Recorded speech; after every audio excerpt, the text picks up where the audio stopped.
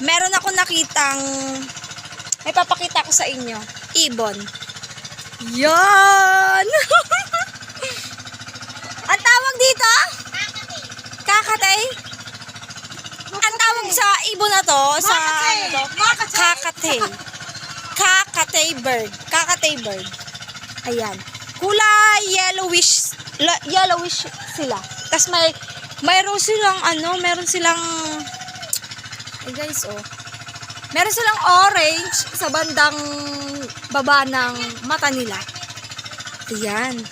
Nahuli lang nila yun. Yan o. Ang galing. Guys, hindi nila pala to binili.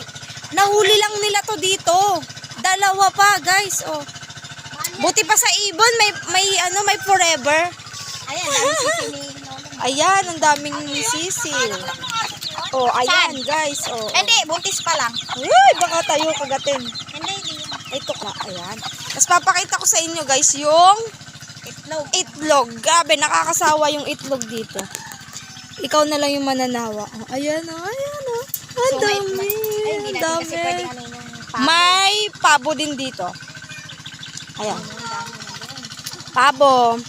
Kalapate. May kalapate. Hindi. Dito guys, sa lugar na to, walang hayop. Walang hayop dito. Kahit nga ata tao eh. Atay! Guys, ayan tignan nyo naman ang aking paligid. Napakaganda. I can explain. My God. Guys, may nakakatawa pang nangyari. Alam nyo bakit? Kasi kanina, ginamit ko yung cellphone ng ate ko for videoing. Nagbi-video, lumusong kasi ako dyan. Lumusong ako dyan. Kanina, habang pinapakain yung hito, lumusong ako dun sa Diyan sa tubig, lumusong ako. Habang pinapakain ng aking pinsan yung mga alaga niya. Tapos gamit ko yung cellphone ng ate ko pang video. Ang nangyari, nag-blackout yung cellphone. Tapos ngayon, Nagpatingin ka pa naman ng cellphone, may baya.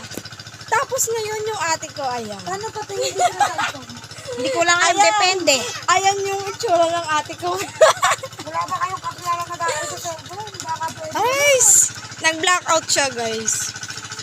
Wala man lang. Kawawa naman. Bawa ko maharami. Yan.